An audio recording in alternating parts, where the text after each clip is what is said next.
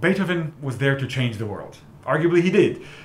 I don't think Schubert wanted that. I think Schubert is more of an observer and more of a, the contemplating type. And maybe that sums up the profound difference in their temperament.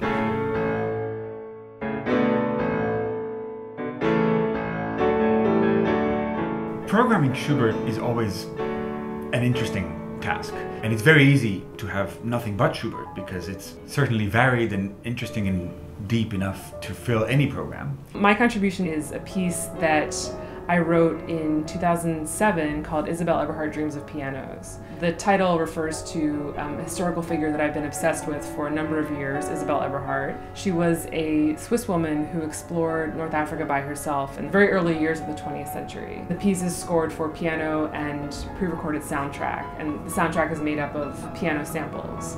So the result, what you get is this sort of fever dream experience of these swirling electronic samples, the live piano, and then different fragments of different things floating in and out. There's a quote from the second movement of Schubert's A major sonata. It's just a fragment that floats in for about 20 seconds and then is sort of absorbed into the fabric of the piece and sort of disintegrates along with the rest of the piece. My idea in combining his music with the piece by Missy Mazzoli was to really highlight the way he takes musical time and just seems to expand it and seems to have this huge canvas. And that also is evident in Missy's piece. It sort of has a tempo, but it's floating in the air really. It fades in and it fades out, and in the middle you have a big explosion, just like in the slow movement of the Schubert. Shai found this piece and found me through the connection to Schubert. So I think what's great about this program is that he's pairing it with the original sonata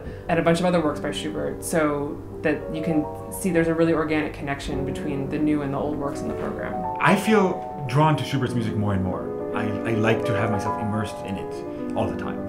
I play other composers, but I need it around all the time. And so making this recording is another way of, keeping myself within his world. There's, I think, just a really broad historical palette, but it also makes perfect curatorial sense. It's every piece really works together and references each other, and I think it's an extremely strong program. And I'm also just thrilled to be working with a performer who's as good as Shai.